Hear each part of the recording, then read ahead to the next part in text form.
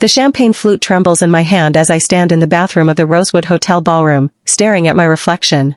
My engagement party is in full swing beyond this door, 200 guests celebrating Marcus and me, toasting to our future, admiring the 3-carat diamond that catches light with every movement of my left hand.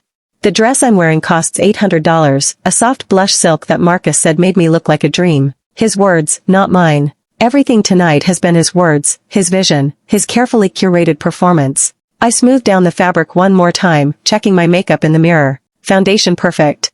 Lipstick pristine. Hair swept into an elegant updo that took my stylist 2 hours to achieve. I look exactly how Marcus wanted me to look. How I've looked for the past 3 years, molding myself into his ideal. My phone buzzes in my clutch. A text from my sister Vanessa. Where are you? Mom's looking for you. Also, Marcus seems distracted. Is everything okay? I type back quickly. Just fixing my makeup. Be right out. Vanessa. My younger sister is 2 years younger, but you'd never know it from how our parents treat her.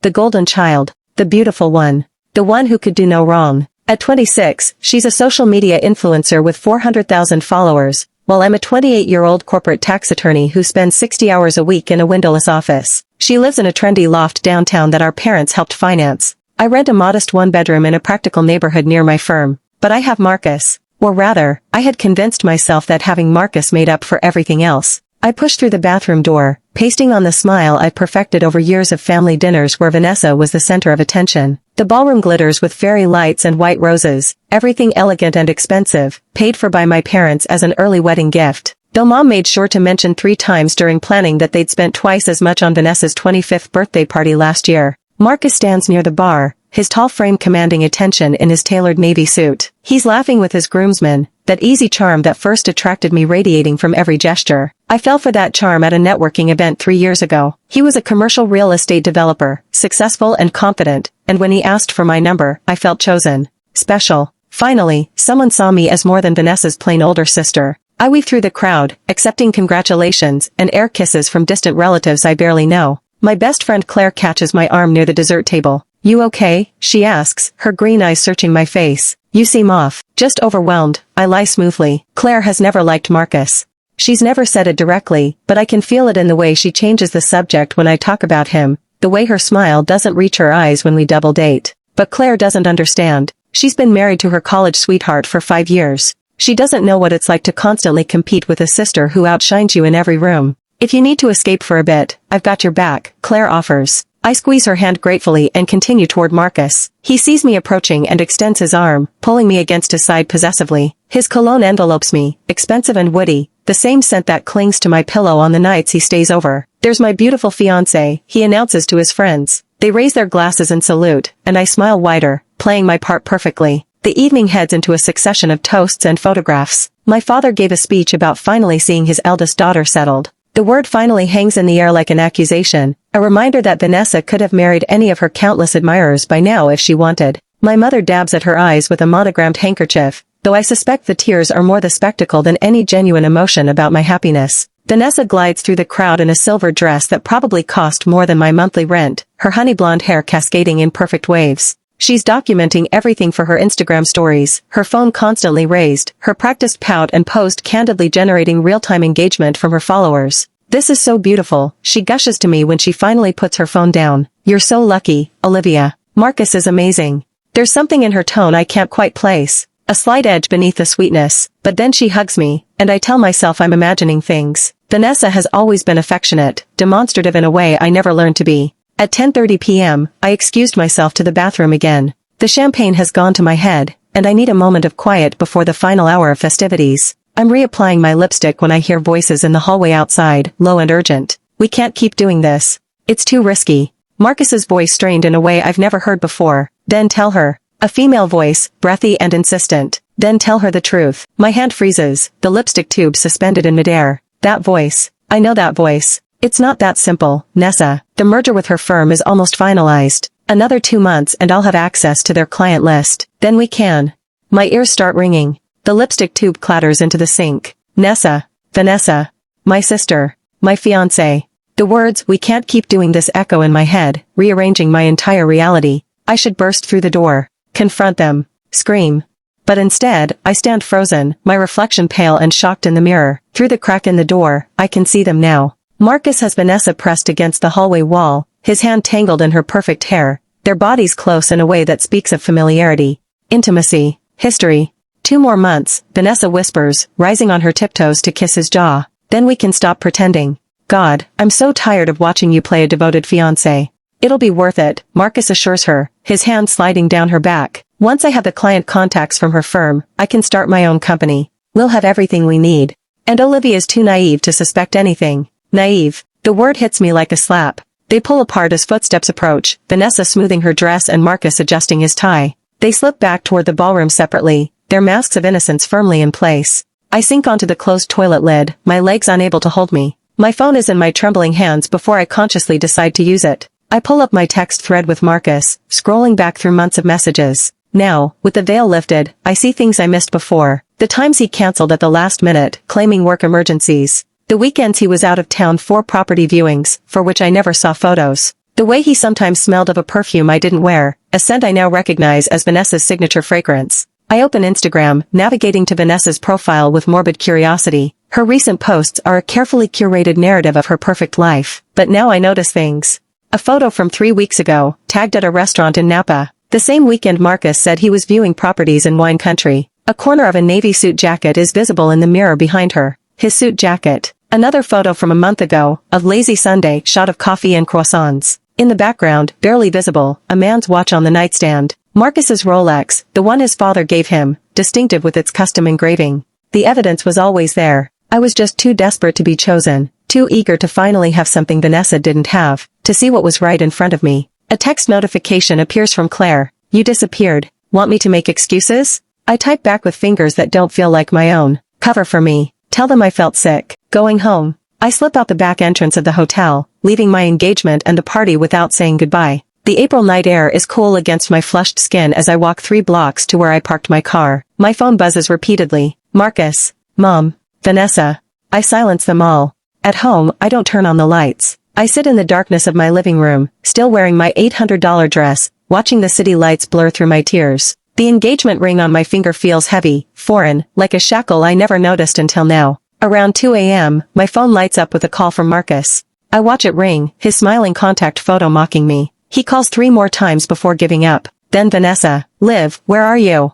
Everyone's worried. Call me back. The concerned sister act is perfect. I wonder how long she's been perfecting it. How many times has she hugged me while secretly sleeping with my fiancé? How many family dinners has she sat through, knowing she was stealing the one thing I had that she didn't? But the tears eventually stopped, and as the sun begins to rise over Chicago, painting my apartment in shades of pink and gold, something cold and clear settles over me. Not heartbreak. Not anymore. Something sharper. More focused. They think I'm naive, too trusting, too desperate for love and validation to see what was happening right in front of me. They're about to learn how wrong they are. I stand up, walking to my bedroom with purpose. My laptop sits on my desk, and I open it, fingers moving across the keyboard with the precision I use when building complex legal cases. Because that's what this is now. A case. And I'm very, very good at my job. First, I document everything. Screenshots of Instagram posts with dates and locations. Text message threads with Marcus showing his lies about his whereabouts. I create a detailed timeline, cross-referencing their stories with the evidence I can now see clearly. Next, I access my work email. Marcus mentioned a merger, client lists, using me for business connections. I searched through my sent folder, finding emails where I'd introduced him to partners at my firm, and recommended him to our corporate clients. My stomach turns as I realize how thoroughly I'd been used. But I'm a tax attorney at one of Chicago's most prestigious firms. I know how to follow money trails. And more importantly, I know how to protect assets. I spent the weekend in my apartment, ignoring the increasingly frantic calls and messages. Marcus shows up Sunday evening, pounding on my door. Olivia, please. Everyone's worried about you. Your mom said you're not returning her calls. I don't answer. I'm too busy working. By Monday morning, I'd compiled a file that would make my senior partners proud. Marcus's business dealings aren't quite as successful as he pretends. His real estate company is leveraged to the breaking point. He owes money to investors, banks, and even to some individuals with questionable business practices. The client list from my firm wasn't just about starting fresh. It was about survival. I make copies of everything, storing them in 3 different cloud accounts. Then I get dressed for work in my sharpest suit, apply my makeup with care, and drive to my office like it's any other Monday. Claire is waiting by my desk, concern etched across her features. Liv, what happened?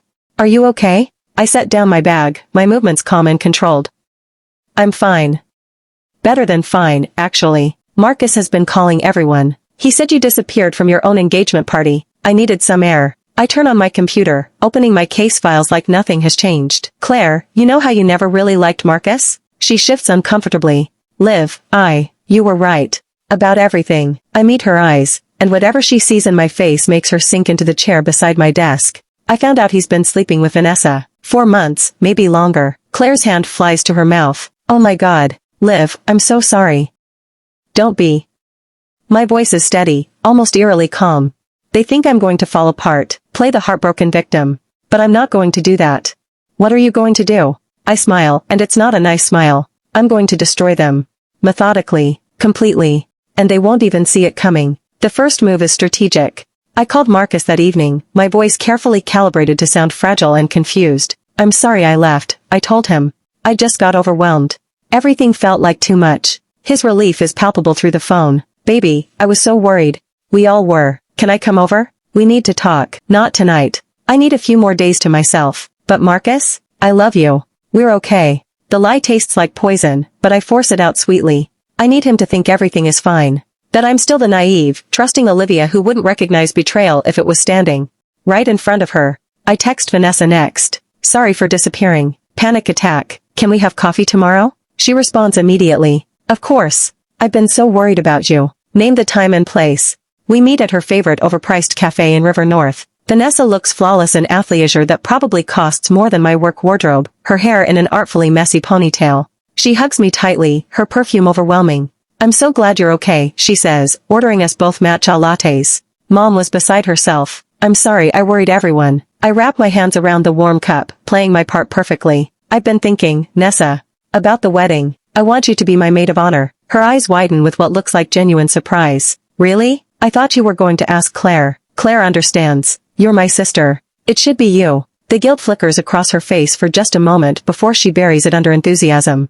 I'd be honored. Oh, Liv, this is going to be amazing. We'll plan everything together. I smile, taking a sip of my latte. She has no idea what I'm actually planning. Over the next 3 weeks, I played my role flawlessly. The devoted fiancé, excited about wedding planning. The loving daughter, calling my mother regularly to discuss venue options and floral arrangements. The supportive sister, liking Vanessa's Instagram posts and commenting with heart emojis. And while I play this role, I work. I discover that Marcus has been using shell companies to hide debt. I trace money moving through accounts in patterns that skirt the edge of legality. I find investors he's promised returns to, using projections based on deals that don't exist. The client list he wants from my firm isn't just opportunistic. It's his last chance to save himself from financial ruin. Vanessa's influencer empire is built on a foundation of fake followers and engagement pods. Her brand deals depend on inflated numbers. Her lifestyle is financed by maxed-out credit cards and money from our parents, who believe her social media career is thriving. They're both frauds, and I'm going to expose every lie. But first, I need more evidence. So I do something I never thought I'd do.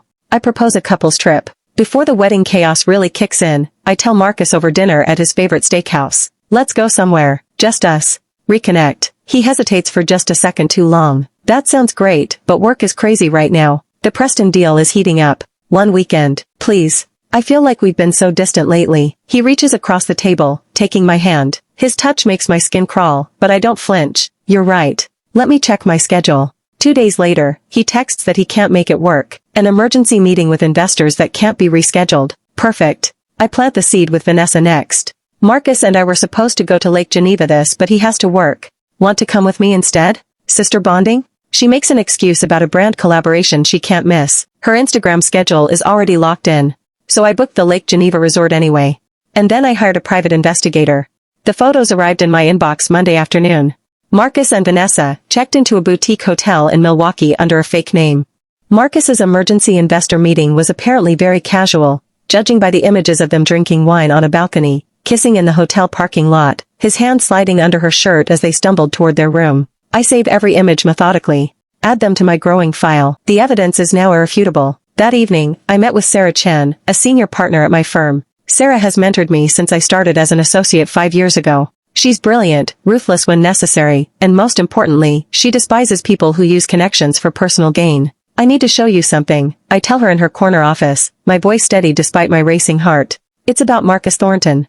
I lay out everything, his financial troubles, his plan to use our engagement to access client lists, the emails where I'd made introductions at his request, not realizing I was being used. Sarah's expression grows colder with each piece of evidence. This is serious, Olivia. If clients feel their information was shared inappropriately, I know. That's why I'm coming to you now. I didn't know his true motives, but I take responsibility for the introductions I made. I want to control the narrative before this becomes a problem for the firm. She studies me for a long moment. What do you propose? Let me draft a memo to the clients I connected him with. Explain that I was personally involved with Mr. Thornton but have since ended the relationship due to undisclosed conflicts of interest.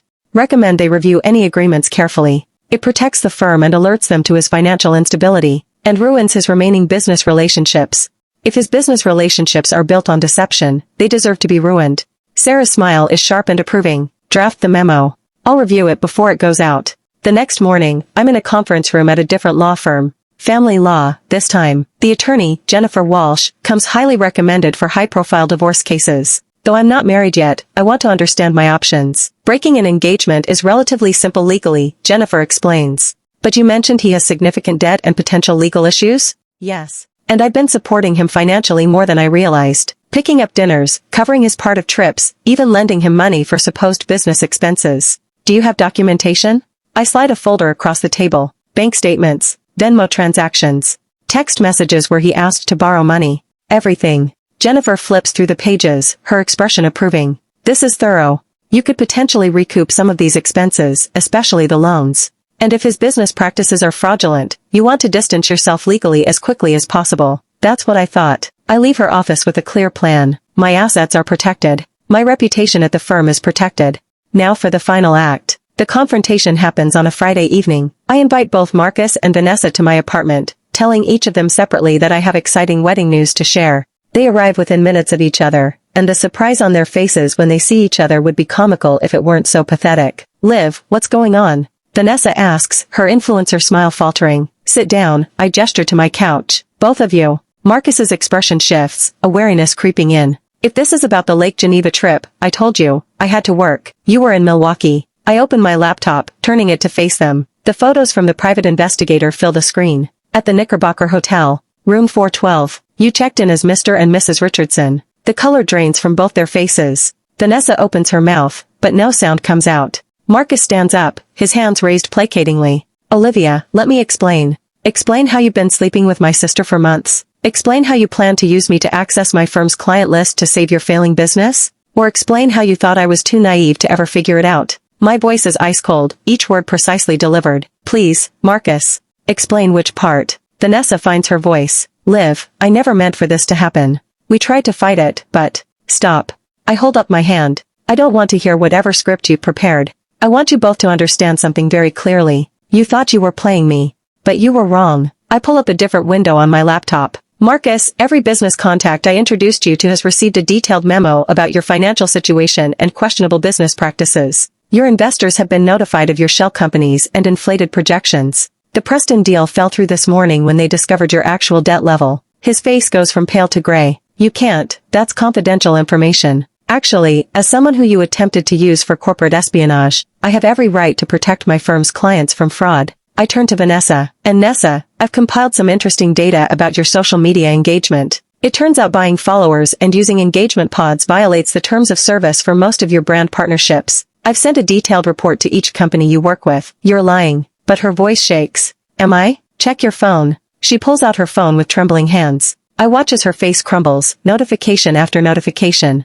Lighting up her screen. Brand deals being terminated. Partnership offers withdrawn. Her Instagram engagement has tanked in the past hour as the bot accounts I reported get purged. You bitch, she whispers. I'm the bitch? I laugh, and it sounds foreign even to my own ears. You slept with my fiancé. You pretended to support me while planning to humiliate me. You've spent your entire life treating me like I was less than you, and I'm the bitch for finally standing up for myself? Marcus moves toward me, his expression hardening. You're going to regret this. I'll sue you for defamation, interference with business relationships. With what money? Your accounts are frozen, Marcus. Funny thing about owing money to some of those investors with questionable business practices. When they find out you've been lying about your assets, they get very motivated to protect their interests. I may have mentioned to a few people where they could find you. The implication hangs in the air. Marcus's face shifts from anger to fear. This is insane, Vanessa says, standing up. Mom and Dad are going to hear about this. They'll what? Take your side? Let's talk about that. I pull up another folder. I've documented every family event for the past 5 years. Every time you were praised while I was ignored. Every financial advantage you were given while I paid my own way. Every time my accomplishments were diminished to spotlight yours. I've sent it to both of them, along with the evidence of your affair with my fiancé. They'll never believe you over me, Vanessa says, but her confidence is cracking. My phone buzzes. A text from my mother. We need to talk. Now. Actually, I say calmly, they already do. Because unlike you, I've spent my whole life being credible. Being reliable. Being the one they could count on. And when the reliable daughter presents evidence, it carries weight. I stand up, walking to my door and opening it. Get out. Both of you. And if either of you try to contact me again, I'll add harassment to the list of your problems. Marcus looks like he wants to argue, but Vanessa grabs his arm, pulling him toward the door. As they leave, she turns back, mascara running down her face. I'm your sister. No, I say quietly. A sister wouldn't do what you did. You're just someone I used to know. I close the door behind them, locking it firmly. Then I slide down to sit on the floor, my back against the door, and finally let myself cry. Not for Marcus. Not for Vanessa. But for the version of myself who thought she needed their validation to be whole. The aftermath unfolds over the following weeks like dominoes falling. Marcus's business implodes completely. Without my firm's client connections and with his financial troubles exposed, investors pull out. The property deals collapse. He's forced to file bankruptcy, and the last I hear, he's moved back to his parents' house in Indiana. Vanessa's influencer career doesn't die, but it transforms into something unrecognizable. Her follower count drops by half as fake accounts are purged. Brand deals dry up. Her parents, facing their own reckoning about their preferential treatment, cut off her financial support. She gets a job at a luxury retail store, the kind of work she used to mock me for doing during college. My parents reach out repeatedly. My mother calls every day for a week before I finally answer. How could you do this to your sister? She asks, her voice tight with barely controlled anger. How could you watch her do this to me? I counter. How could both of you spend my entire life making me feel less than her? How could you never once question why your golden child was sleeping with my fiancé? The silence stretches between us. We didn't know, she finally says. You didn't want to know. There's a difference. I don't go to family dinners anymore. Don't return most calls. I'm not interested in their apologies or their attempts to explain away decades of favoritism. Some bridges burn, and you're better for watching them turn to ash. Claire takes me out for drinks on a Thursday night, 3 months after everything exploded. We sit at a rooftop bar overlooking the city, watching the sunset in shades of orange and pink. How are you really doing? She asks, sipping her martini. Better than I thought I would be. It's true. The engagement ring has been sold, the money donated to a women's shelter. My apartment feels more like mine now, without Marcus's things cluttering the space. I'm still angry, but it's not consuming me anymore. And incredibly ruthless.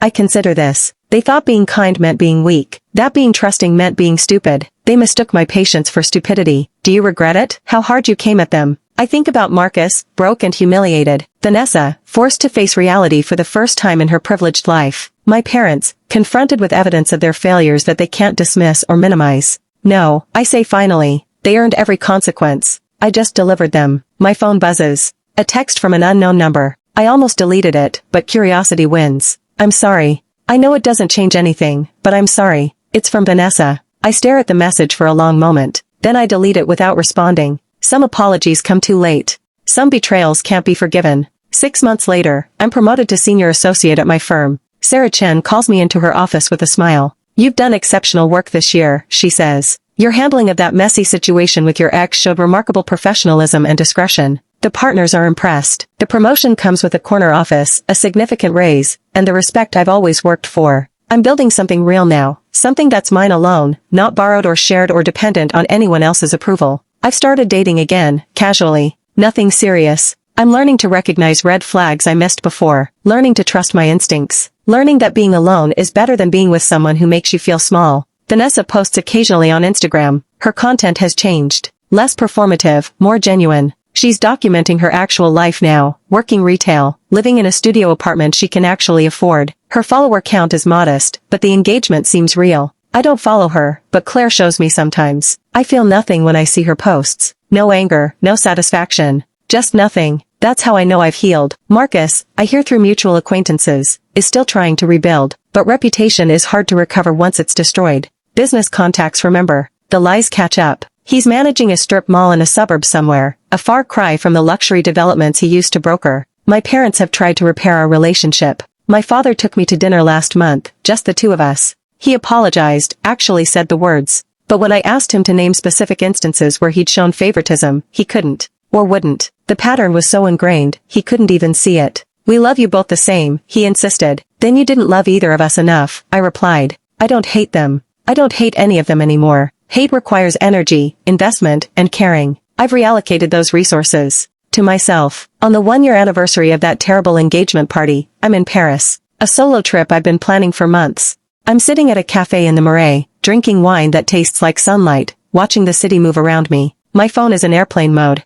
There's no one I need to text, no one I need to please, no one whose approval I'm seeking. Just me and this moment and the life I'm building piece by piece. I think about the woman I was a year ago, desperate to be chosen, willing to ignore red flags, believing that Marcus's love made me worthy, that outshining Vanessa just once would finally make me enough. I don't recognize her anymore, and I'm grateful for it. They thought breaking me would be easy, that I'd crumble under the weight of their betrayal, that I'd play the victim, that I'd eventually forgive and forget because that's what nice girls do. Instead, I showed them what happens when you underestimate someone. When you mistake kindness for weakness, patience for stupidity, love for blindness. I didn't just walk away. I burned down everything they'd built on lies, exposed every carefully hidden truth, and I did it with the precision and thoroughness I bring to everything I do. And I'd do it again, every single time. Because some people don't deserve your mercy, they deserve your truth, and sometimes, the truth is the most devastating weapon of all. I raise my wine glass to my reflection in the cafe window, to the woman who fought back. To the woman who chose herself, to the woman who learned that revenge isn't about hatred.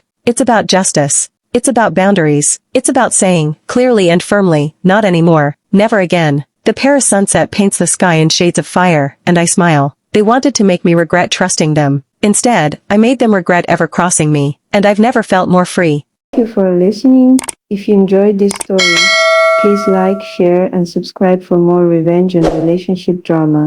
And don't forget to turn on the notification bell.